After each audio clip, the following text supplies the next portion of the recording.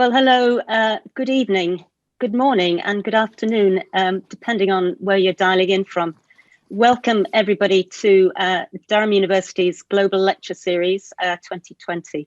I just thought I'd start this evening's session by just explaining what this lecture series is and what it's for. It started out as a physical lecture series pre-COVID about a year ago. Operated out of our London office, which is where our policy engagement and public affairs function is based. But we're all virtual now, as we know. In the autumn of 2019, we were privileged to hear Rowan Williams talk about can politics be moral? Lady Brenda Hale talking about the Supreme Court at 10 years old and wearing a stunning brooch as well. We then had the pandemic hit, of course, but undaunted, we've put our London Global Lectures online, and they are truly global now. We attract audiences from all over the world, which is fantastic. And we continue to attract amazing speakers. The last lecture was delivered by John Riley, head of Sky News, and no less stellar a speaker is our speaker tonight, Dr. Wanda Wyporska, who's CEO of the Equality Trust.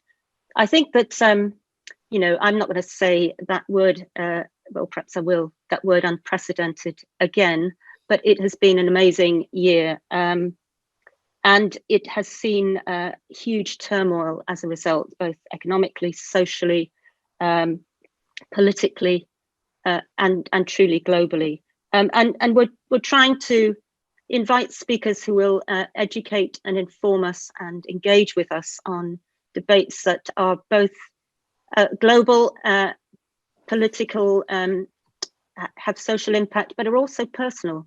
They have an impact on all of our lives in very different ways.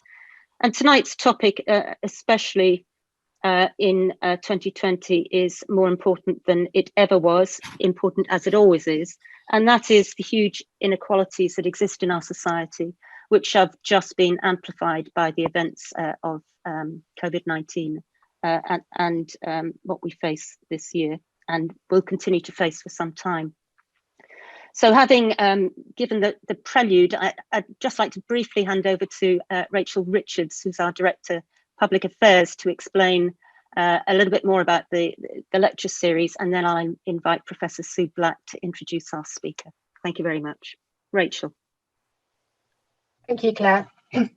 Well, as Claire has said, this year's speaking programme came together basically on the back of the series of events that have taken place over the past year. A year that we've experienced like no other, I think, for a very long time. And my colleague Stephen Evans and I decided that it would be pertinent to look at some of the issues that have come out, not just from the pandemic, but some of the extreme weather conditions, some of the international tensions that we've seen, global politics, populist politics on the increase. And as Claire has alluded to, inequalities is a theme that has run throughout many of these different things, and hence why we're here tonight to listen to this latest lecture, Inequality, Why We Should All Care. We will have a couple more events which will be in the new year, and more details of those will follow. And with those, we hope to look at climate change and the environment, which, you know, we believe is a very important area to look at, and international security. And as more details become available, we'll let you have those. But now I'd like to hand over to my colleague, Professor Sue Black, who's going to host the rest of this evening's events. Thank you. Thanks very much, Rachael. Welcome, everybody. It's an absolute pleasure to be here with you this evening for our second event in this global lecture series. So my name is Professor Sue Black. I'm Professor of Computer Science and Technology Evangelist at Durham University, and I'll be your host now for the evening. Just a bit of housekeeping, first of all. As you can see from the slide, please keep your microphones muted, and when we get round to questions, please use the chat function. And just to let you know that this session's being recorded. So you all should be on mute currently, and we'd appreciate it if you could leave your microphones muted throughout the session. So a bit about our amazing speaker this evening. I'm just so excited to be welcoming and introducing Wanda Wyporska to the lecture series this evening. I was just having a look at Wanda's profile on Twitter and stuff, and saw that she's amazingly won the Best Social CEO Award just recently, so congratulations on that, Wanda. Wanda's Executive Director of the Equality Trust, which I'm sure she'll be talking about, which is the national charity that campaigns to reduce social and economic inequality. That's a good start. She's Visiting Research Fellow at the University of York, a trustee of ASEVO, so the Association of Chief Execs of Voluntary Organisations, Red Thread Youth and Equally Ours, and a governor of a primary school. She's a regular keynote speaker and was appointed Equalities Advisor to the London Recovery Task Force, and sits on the Inclusive Data Task Force, the Fight Inequality Alliance Steering Group, and was a member of the Sheila McKechnie Foundation Social Power Review, the NUS Poverty Commission, and the Sex Education Forum Advisory Group. She has over a decade of experience working in the trade union movement, leading on equality, social mobility, and education policy. She's a TEDx speaker, spoken at the United Nations, the York Festival Ideas, and chaired a panel at the Women of the World Festival. She regularly comments in the media, having appeared on Newsnight, BBC Radio 4's The Moral Maze, Sky News, and BBC One's The Big Questions, and written for The Guardian, The Huffington Post, and The Independent, among other outlets. She was a Star-run senior scholar at Hertford College, Oxford, where she was awarded a doctorate in European history, and subsequently published her first book, Witchcraft in Early Modern Poland, 1500 to 1800, in 2013. I can't wait to hear more about that. It was shortlisted for the Catherine Briggs Folklore Award. We are absolutely delighted to welcome Dr. Wanda Wyporska to this event. So without further ado, over to you, Wanda. Let's learn about inequality and why we should all care. Thank you. Thank you so much. It's absolutely lovely to see even a glimpse of Durham Cathedral. I'm a complete cathedral freak, and I've really suffered this summer from not being able to get out and about. So that's really lovely. And I'm only sorry that I can't be in Durham itself, and I look forward to visiting again. I can't offer you spectacular jewellery like Lady Hale, but the eagle-eyed among you will have spotted a spinning wheel in the back. So make of that what you will. And I'm absolutely delighted that this event is with Professor Sue Black, because a couple of years ago I was sitting in an audience listening to her give a keynote speech and thinking, wow, I wish all the keynote speakers had that energy and that pizzazz, and I was absolutely spellbound. So it's absolutely really lovely to be reunited today, even if virtually. So thank you, and thank you to Durham for inviting me. So why should we all care about inequality? And I think this is really, really pertinent, given that the title of the series is a retrospective look at 2020 and what it means for the future. We're coming towards the end of 2020, and I don't think there's been a year for quite a long time that we'll have been as glad to see the back of as 2020. It's been absolutely phenomenal in all sorts of ways, and not necessarily in a good way. But there are some really key issues that have happened this year that have been brought to the fore that I think really point towards a brighter future and more power to our campaigning, and more importantly on the situation in terms of inequality. So a phrase that I have used very often over the last few months in a more or less ironic way has been, the summer when everybody discovered inequality and racism. Because it feels like this summer everybody discovered inequality and racism. And although many of us who've been working on these issues for years, for decades, people have been these have been issues for centuries, have had a bit of a wry smile, we do recognise that this is a moment, and there's been a key boost to these campaigns and to discussing these issues. We've gone from not really understanding what structural inequalities are to organisations confidently using that phrase and talking about tackling structural inequalities all over the space of a summer. Now, of course, that has been at the result of a tremendous price that has been paid. But I want to explore 2020 through three lenses, really, through gender, through race, and through class. And that's no coincidence. So if we look at the gendered COVID impacts, we've seen the disproportionate amount of childcare, of homeschooling. Anyone who's got kids school age will have had a sharp reminder of their maths and English skills at all sorts of levels. I know I certainly have over the kitchen table this summer. We've seen education changed. We've seen women caring, taking on more of those issues. We've seen women disproportionately furloughed, more women made redundant, and we've seen job losses disproportionately affect women as well. In terms of race, we know there have been higher rates of COVID. We know there have been higher numbers of Black, Asian and minoritized ethnic people on the front line in those jobs that demand working with people and from which it's very difficult to do from home. We've seen estimates of 2, 3, 4 times more likely to die of COVID than their white counterparts. We've seen the impacts of lower income, job losses and precarious jobs. And Black and Asian people are disproportionately more likely to be in precarious jobs and working in the gig economy. We've also seen the predominance of people in deprived areas. And of course, we cannot talk about race without talking about the absolute global prominence of Black Lives Matter this year. And when we look at class and we look at economic status, then again, looking at those more deprived areas, that's where we've seen higher rates of COVID. We've seen the effects of job losses. We've seen the effects of lockdown on people who are predominantly working in jobs where they can't work from home, where they're not able to access income, and the very real dangers that they face in going to work, and that the danger of spreading COVID to the rest of the population as well, because people cannot afford not to work.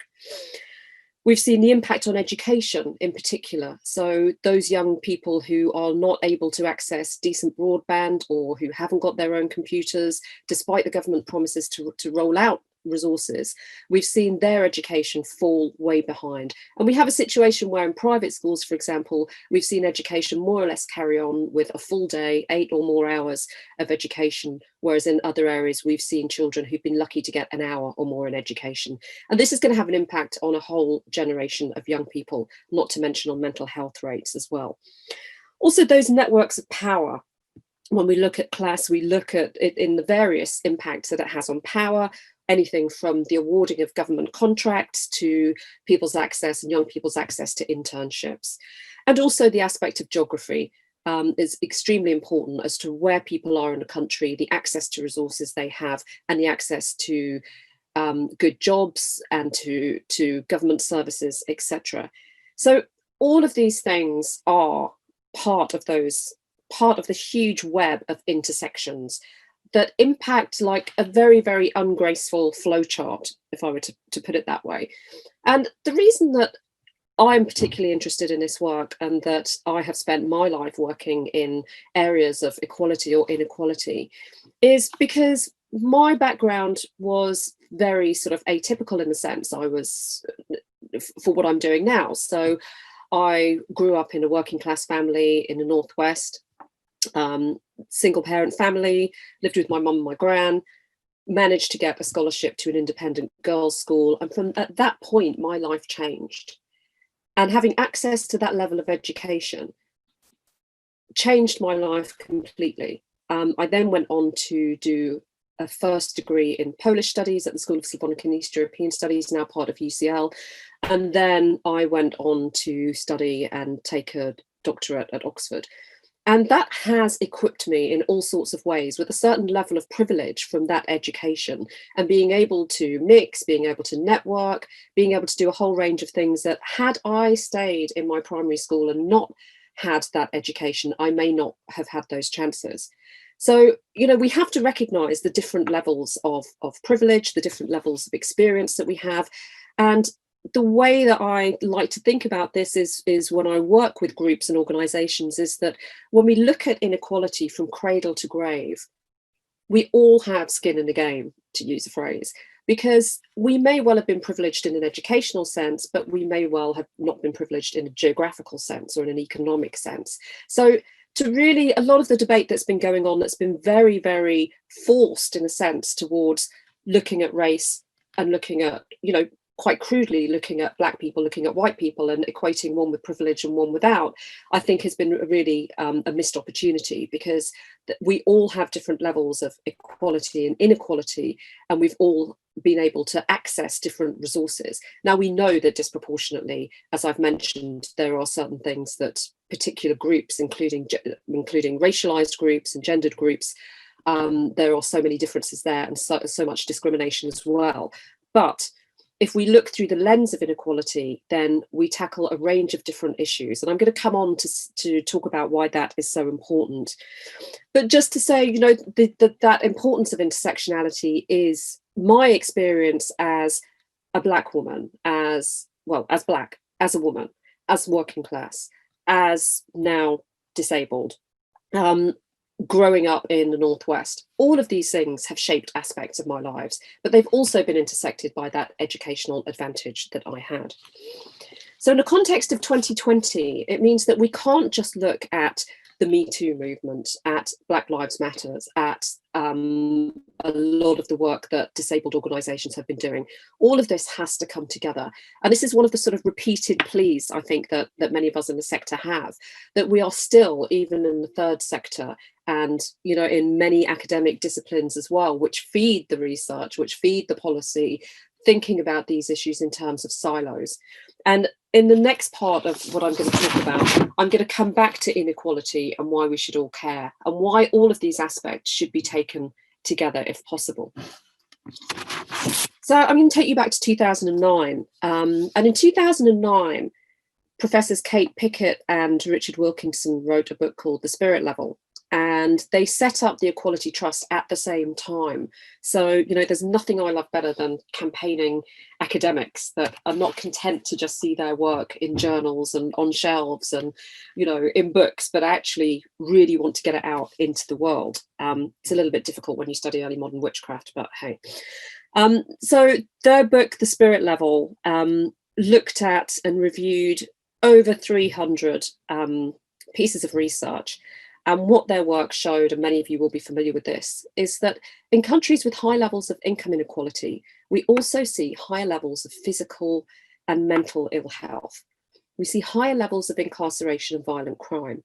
We see higher levels of teenage pregnancy and obesity. And we see lower levels of life expectancy, trust, and educational attainment, and social mobility as well. And so when we combine all of those issues with the economic inequality and social inequality, we see those intersections and that web grow even wider. In the context of COVID and 2020, we can all pick out issues there, particularly relevant to what's been happening in lockdown and what's been happening in terms of the health inequalities that we've seen writ large, but also in terms of that intersection with the economic inequalities. So inequality affects us all, because even if we are rich, living in a gated community with, you know, everything that we think we might want and absolutely untapped, unmoderated wealth, we're still living in a society that has higher levels of all of those socially determined ills that we've spoken about. So we are all living in a society that isn't as good as it could be. And, you know, when we look at, for example, the top wealth, the top people and the wealthier people, then there are worries with that as well. Of course, they are not excluded from mental health issues. Of course, they're not excluded from violent crime issues. They may live in gated communities and be, you know, scared that their children might be kidnapped, or there's a whole range of different worries that come with different levels of wealth as well. So inequality affects us all. And we've seen this through the social determinants of health that have been very, very highlighted this year as well. So, for example, if you are a man and you are from Blackpool, you are likely to have around 30 years fewer of healthy life expectancy than your counterpart who was born in Belgravia, a rich suburb in London. We know that infant mortality is directly related to socioeconomic status. And we've seen the effects of this. You know, in 2019, it's quite easy to look back through just the lens of COVID and sort of look back to March and not look back any further. But we were heading into recession before COVID hit. And in 2019, we saw riots in Chile, in Lebanon. We saw the movement of the Gilets jaunes in France as well. And this is a result of rising inequality. We've seen the OECD, the IMF, the Pope, the World Bank all say that inequality is one of the most most important problems at the moment after climate crisis. And there is a link, obviously, between the climate crisis and inequality. And their argument, even if you don't buy the moral argument that inequality is a bad thing, then their economic argument is that inequality is bad for growth. It produces a sluggish type of growth. Again, if you believe in a growth model, and I'm sure that's a whole other lecture series as well. So we can see how economic and social intersect. And if we need any more proof of this, then think about November, it's Equal Pay Month. We've been doing a lot of work around the gender pay gap and gender bonus gaps. So we have economic inequality there. We have an ethnic minority pay gap. We have a disability pay gap. And of course, this being the United Kingdom, we also have a class pay gap as well. So those social and economic issues intersect very clearly. And it's also about the fabric of our society. What sort of society do we want to be? We are seeing the gap between the richest and the poorest grow ever wider at the moment, and that should be a cause for concern. So I started with a retrospective look at 2020 and what it means. I'm now going to turn to what it means for the future. So inequality has been high, income inequality has been high in the UK since the 1980s.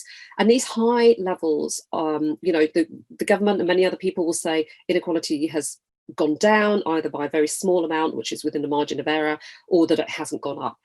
But the fact remains that we've had extremely high levels of inequality for decades, and that's had a cumulative effect on communities, on people's resources, and on society. And if we think about what it means for the future, then 2020 has shown that there is a will among people to mobilise. There is an increased awareness of the impacts of inequality. And it normally starts with examining health inequalities. And I think this is why COVID has brought this so much to the forefront, because health inequalities are tangible. They're something that people can actually imagine.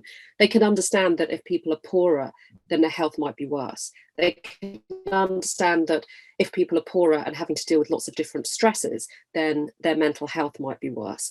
And so this is a way that the public gets far more engaged with this.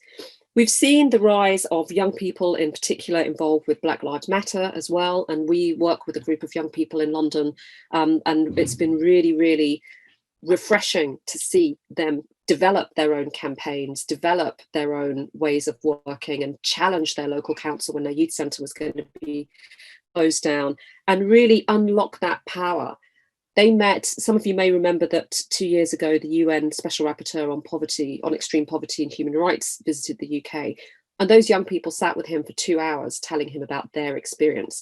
And I think one of the things we don't do enough of in terms of policy is to bring young people's voices to the policy table, because very often it's people who are far older making these decisions and not taking those aspects into account.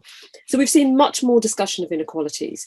We've seen, as I said at the beginning, we're starting to have those debates about structural inequalities. So not just talking about discrimination, equality, diversity, equity, but actually going to the root cause of the problem, the structures, the institutions, the way that the society and the economy is organised. But we've also seen a lot of collective collaboration, whether it's been mutual aid groups. We are part of the Fight Inequality Alliance, and that's a global network, and we've been able to partner and learn from different movements across the globe, because inequality is a global issue. Very often we are all trying to tackle the same problems. Very often we are all trying to lobby the same companies because of globalization. So we can learn from our colleagues and allies in Africa, in Asia, and across the globe. And that is really, really fascinating. And that's particularly fascinating for our young people who realise that, we do have a common cause globally. One of the things I want to just end on really is something, as an activist, having a platform, it's very difficult for me to speak and not at least try to elicit some action from an audience. So one of the things I would mention is the socio-economic duty. And this is something it's Section 1 of the Equality Act. And because the Equality Act came in 2010, and then a coalition government commenced it, then they decided not to bring all of the decided not to commence all of the articles. So Section 1 says that public bodies would have to take into account, pay due regard in their policies to the effects on those who are socio and economically disadvantaged and on inequality. So if you think about how that could have been used in 2010, we've seen Scotland bring in this duty as a Fairer Scotland duty. It's been in Scotland for over a year. Wales is going to bring it in, and we've also seen some areas, such as North Tyneside, some councils bring this in as part of what they want to do locally. And so we are really trying to say, you know, look, if you want to talk about levelling up, here's a very quick action that you've got that will be absolutely transformative. So what I see in the socio-economic duty is really a momentum and a movement at the moment, that we've seen the Inequalities in Health Alliance, of which we're a member, call for this to be enacted. We've seen Baroness Lawrence call for this to be enacted in her review. And I think Debbie Abrams MP is going to bring a private member's bill as well. So really thinking about the action behind that, asking our MPs to bring it forward, working with local councils to bring that forward, is something that could have a transformative effect at local level.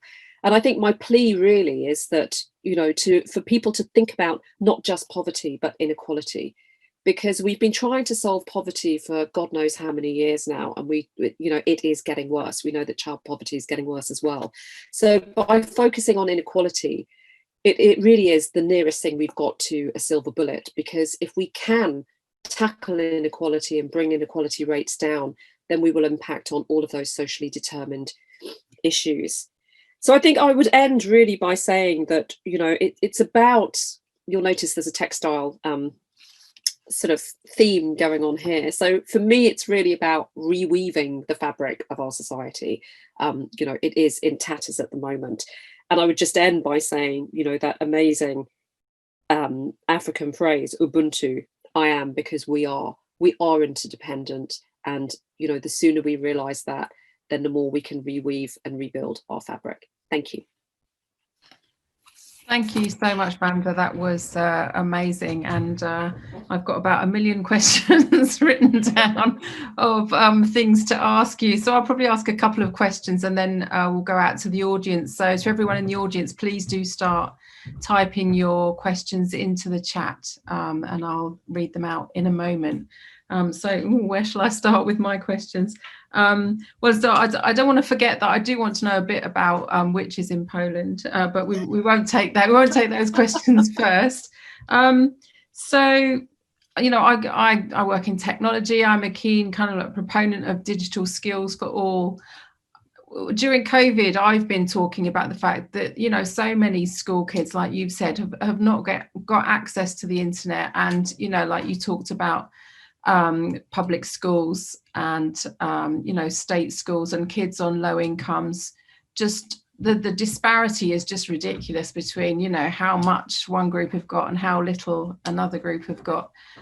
What can we do about that? You know, I've been talking to people throughout COVID about, well, how do we change that? How do we try to help all kids get at least kind of similar opportunities and access to, you know, to the internet, to devices so that they can do their schoolwork? Have you got any suggestions on what we can do? I mean, obviously, you know, like if we were in charge, Wanda, we'd sort it out quite quickly, but we're not in charge yet.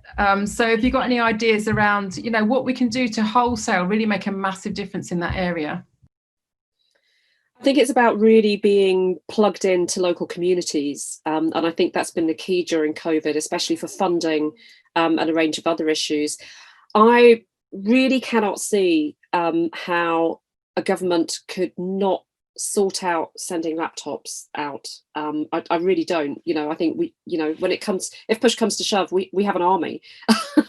we have transport. I really don't understand what's so difficult logistically about that. I think the problem is there isn't a joined up policy and there isn't really a will. And I think, again, it comes back to that lack of understanding and that lack of a diversity of people at the policy table. Because I think very often civil servants may well take a lot of these things for granted. You know, I take for granted the fact that I've got a couple of laptops lying around and my broadband's not too dodgy. And so I think, you know, there is this disconnect between people in power and the ground, what's happening on the ground. And I think, you know, if you really think about it, I mean, we could come up with a solution in about 5 seconds, couldn't we? Think about all of those companies that get rid of their laptops just because a new one's coming in, or even, you know, we as individuals repurpose those, wipe the data, get them sent out to communities. I mean, I think that could be done at a fairly quick level. But I think it's also about the quality of broadband, isn't it? It's about the access to broadband, because it is still quite expensive for people. And it's also about the access that people have. I mean, a couple of years ago, I would have said, stock up the local libraries, but you know, the local libraries are not always there. People can't get to them now. And so we are losing, each time we lose part of a resource, it has that ripple effect. So I used to go to my local library, see the kids in there, you know, and that was great because you knew there was somewhere they could go. But now, sadly, that's not the case, and not just because of COVID, clearly. That's true. And, you know, I've seen it happen kind of to a certain extent in terms of companies repurposing laptops and getting them out there. But you're right, you know, like we could do that wholesale across the country. But we're yet to see that, unfortunately. Thanks for that answer. So one more question from me, and then I'll kind of open it up. Do you think we're particularly good or particularly bad in the UK around equality, inequality? Can we kind of, are there great examples around the world where, and not specifically digital skills, but just in terms of, you know, the way we tackle inequality in the UK, are we very different to other countries? Are there things that we do that are great? Are there things that we do that are terrible? I'd love to know that from a kind of more global perspective. Yeah, I think one of the problems is that there are many different measures that can be taken, but none of them are all being taken in the same country. So we can point to certain places, Costa Rica, for example. We always point to the Scandinavian countries as well. And ironically, you know, I'd never been to any of the Nordic countries before I got this job, and then all of a sudden I was going to Nordic countries to talk about inequality. I was like, why would you want to listen to me talk about inequality? I mean, we have not fixed this. You are far more ahead. And I think the Nordic countries are a good example because there was a really big effort after the war to make sure that you know, everybody could have access to resources, that there was a greater deal of equality. Now, the price they paid there is higher taxes, and they are smaller countries, so it's not necessarily the best comparison. But in fact, inequality is rising in those countries now. But I think, you know, we are the poster child, really. You know, we are one of the worst in terms of the OECD, and despite the fact that we are the 5th or 6th largest economy. So when you put those two things together, you know, it really is quite bad. And I think the problem is that there isn't a joined up approach. So if we had an inequality reduction strategy across the government, for example, where we were looking at the impacts on inequality across policy, that will go a long way towards it. But I think one of the differences, again, between looking at inequality and looking at poverty is that when you look at poverty, it's very much a distanced over there for most people in policy, and most people who are potentially also in academia as well. But when we're looking at inequality, it requires you to look at the top, and it requires you to look at how you might redistribute the resources at the top. And that, of course, means redistribution of power, of money and wealth. And I think that's where the lack of engagement and enthusiasm, shall we say, comes from. And that's probably the most polite way I can I can put that phrase. Revolution now. Thank you. So I'm going to go to some questions in our chat. So a question from Stephen Williams. You spoke about people reacting to visible forms of inequality. Do you think activism needs to be visible to be spread? I think that's a really good point. Is it because so many people are so far distanced from inequality, they just don't see it around them, so they kind of, you know, don't think they need to do anything about it? Is that the issue? I think one of the issues with inequality is that it is all around us, almost like a sort of, you know, it's like air in a sense, that it does affect all of us. But I don't think we always see things as inequality. We might see them as discrimination, we might see them as poverty, they might manifest in other ways.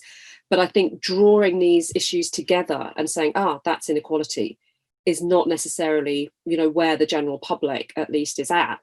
And that's why it makes campaigning on this quite difficult, because we can campaign on health inequalities and people can see that, but campaigning on inequality as something that isn't as abstract as it sounds, because, you know, we can almost take any conversation and say that's about inequality, but people don't necessarily see it in that way. So that's one of the problems. I think visible forms of I think reacting to visible forms of inequality is the sort of tip of the iceberg in a sense. I don't think activism needs to be visible to be spread, because I think we also sort of fall into activism through our own personal circumstances. So if you think about the issues and the causes that we as individuals care about, a lot of the time it will be because we've experienced it, or a close friend or neighbour or a family member has, and that's when we get involved. But I think there's also strength in numbers. And I think when you see, I think particularly this summer, what was really relevant for me was to see white people at Black Lives Matter marches. You know, I was at a Black Lives Matter event in Highgate in London, which is possibly, you know, one of the sort of poshest, whitest areas. And I was walking up the hill thinking, you know, I was kind of thinking, am I going to be the only black person there?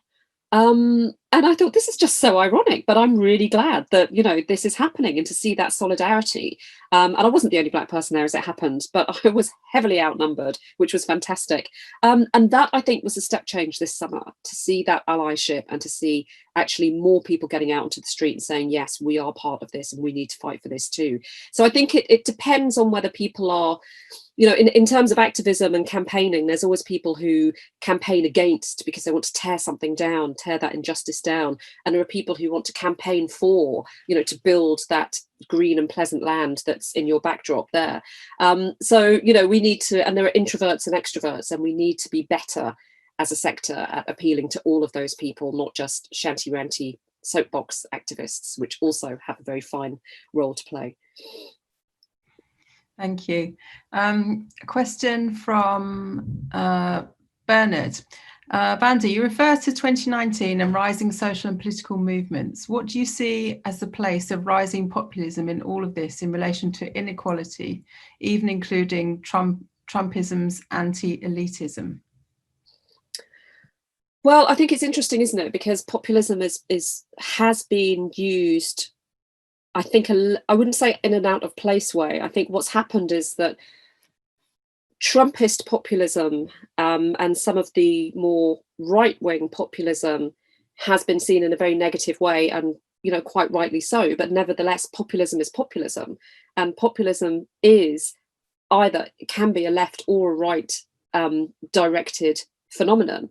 So if we take populism in its true sense, which is, you know, the rising of people, we have to be very careful to be saying, oh, it's, you know, we're against populism, because we just seem to be against one type of populism. So I think we need to be careful how we're using that.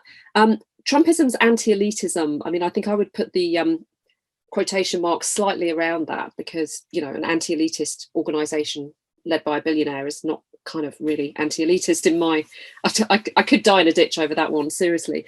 But I think what's important about this is to see the dislocation of people and of the populace, in its sense, from the ruling powers and the ruling classes. And I think whether they turn, it's a very fine line as to whether they turn left or whether they turn right.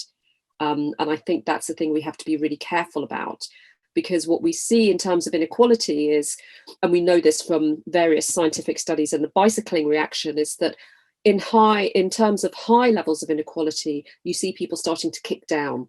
They're not going to kick up at the bankers and the billionaires. They're kicking down on the migrants, on the refugees, on the women, on, you know, on the blacks, on anyone they feel is below them, because they are desperate. And we know this from work on status anxiety as well. They are desperate to reinforce their own status. And they do that in very many different ways. So it's a very, very complicated question, I think, and I'm trying to cover as much ground as I can, but I think that comes from a sense of being badly done to and badly done by, and then it turns into different waves of anti something, anti, you know, whoever people want to sort of kick down on, and that's very dangerous. I mean, we do all know where that leads to. Thank you. So moving over to schools and free school meals, what's your take on the government's approach to free school meals funding and the work of Marcus Rashford? That's from Olivia Amura. Well, I think this again is a complex matter, isn't it? Because although, you know, I've been very firmly advocating for the government to fund the free school meals in the holidays, it is a bandage over a much bigger wound. I think many of these issues come back to the fact that people's wages are just not enough to live on. And when you think that, you know, 7 out of 10 children who are in child poverty are in households where somebody is working, and the fact that so many people are reliant on food banks, even though they are working, then we really have to look at this split of, you know, profit going to labour and profit going to dividend. And the companies that are still making and paying out huge dividends, whether they're taking government money for furlough or not. But given that we've seen the largest wage stagnation since the Napoleonic era, we have to look at the poverty wages that people are working for. So we need a better solution than putting that bandage on with free school meals. But I think, you know, to be honest, it was really such a bad look for the government to be dragged kicking and screaming.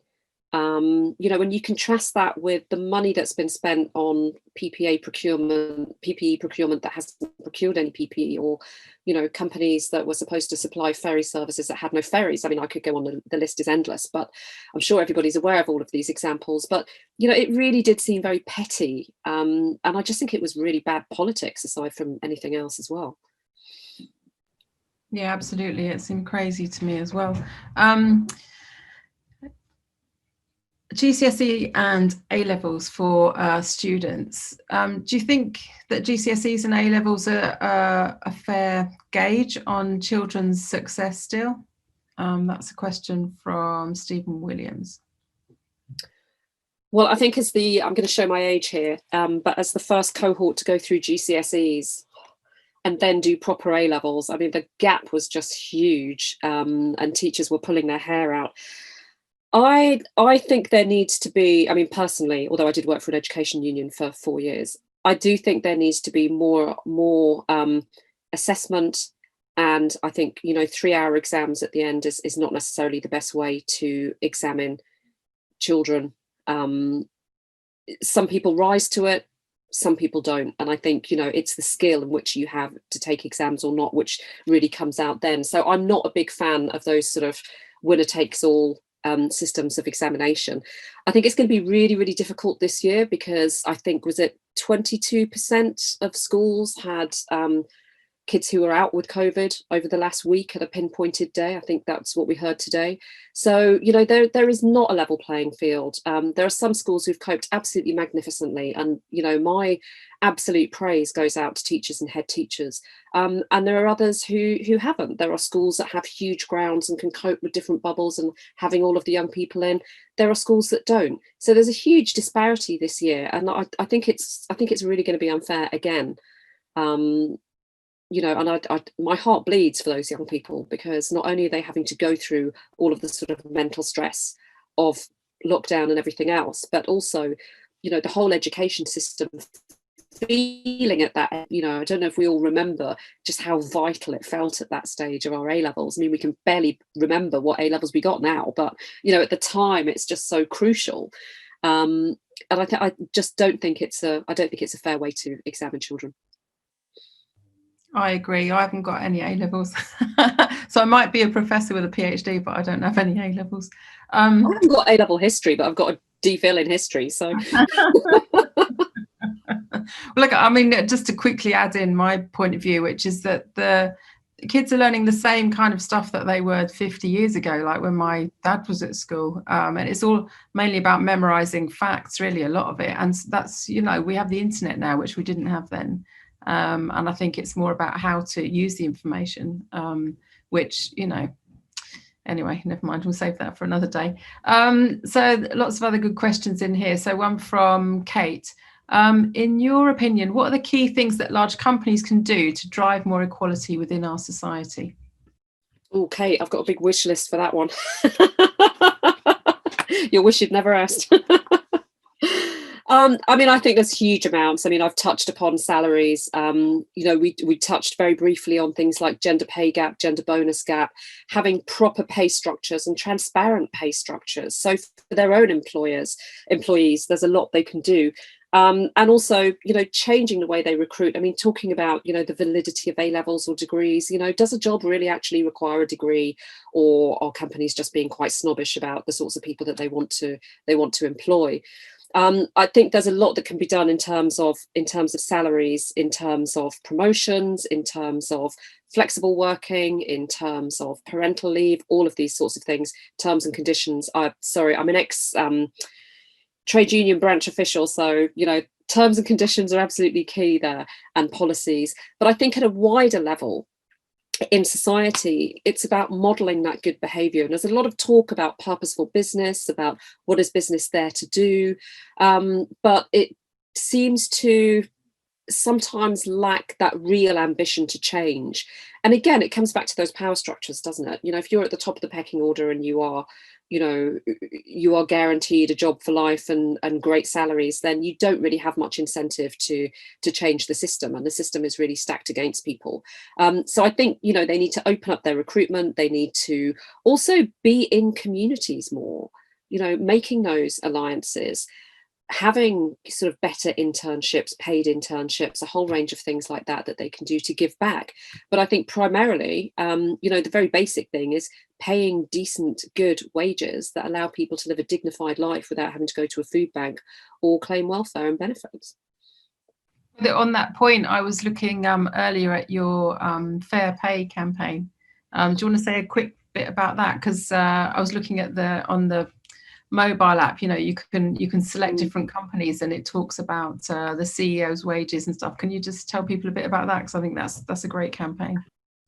Yeah, so we've always looked at CEO pay in relation to either average worker pay or bottom worker pay, and we've been doing this over 5 or 6 years. And when you may have heard of Fat Cat Day, which is earlier in the year. So it's the day on which a CEO can stop, the average FTSE CEO can stop working, and they will have earned the average wage, which is around £29,000–30,000.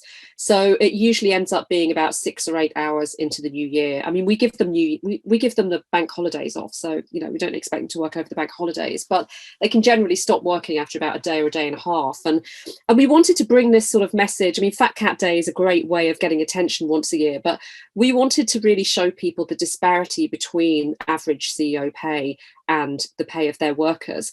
And we put this on a dashboard which animates, so you see the CEO pay sort of run across the screen and the workers' pay just stop really quickly. And we've also got animations there of gender pay gaps, gender bonus gaps. I mean, there are companies that have 100% gender bonus gap, which means that women just don't get any bonuses. And we still see gender pay gaps of 50%, 52%, 60% in some companies. And we were really concerned about the fact that the gender pay gap reporting regulations have been suspended this year because of COVID. And that also has implications for the push for ethnic minority pay gaps as well. So we're really trying to highlight these differences. And one year we looked at the FTSE CEO pay, women's pay, and we found that even women who'd reached, you know, the top and were running FTSE 100 companies were still earning, I think, 54% of what their male counterparts were earning. There were 6 of them at the time, I think. So, you know, we've still got a really, really far way to go. But again, it's about engaging different people. And one of the other things we have on our website is a potential lifetimes earning loss calculator. So it's based on a gender pay gap at a company. And it multiplies it by 45 years. Because when we talk about a 9% gap or a 10% gap or a 15% gap or even a 50% gap, it's not until you look at how much you would lose over your whole lifetime that it really becomes very evident just what that gender pay gap means and gender bonus gaps mean. So we're seeking ways to get people more engaged and getting a little bit digital. That's really great, thank you. So a question from Robert Phillipson. What's your view of a basic income as a means of tackling poverty and a step towards eliminating economic inequality? I think universal basic income is very complex, and there are so many different models of it that it's very difficult to come to a conclusion on it. I think as long as we are, I think that with universal basic income, we have to take into account people's housing issues, people's educational issues, and access to a whole range of resources. So I'm more in favour of universal basic services, because I believe that if we all have access to good education, good healthcare, and a range of other services that allow us to live our lives with dignity, then that's a big step forward. So I think if I have to come down on one, I would come down on universal basic services, because I think unless we're talking about universal basic income of a really high amount, and generally, they're talking not really about high amounts. I've seen sort of plans where it's maybe £10,000 a year or £5,000 a year. Then I think, it cannot exist in a vacuum without thinking about all of the other things that income sometimes has to buy if they're not provided in terms of services. Thank you. Some good points there. So a question from Rosemary Nichols. Is it worth writing individual letters to one's MP, a person who spouts the government line robotically? I always think it's worth exercising your democratic duty, because, there are so many countries in the world where you can't do that. And we have fought for that, for the pleasure of sort of inveigling our MPs to do things.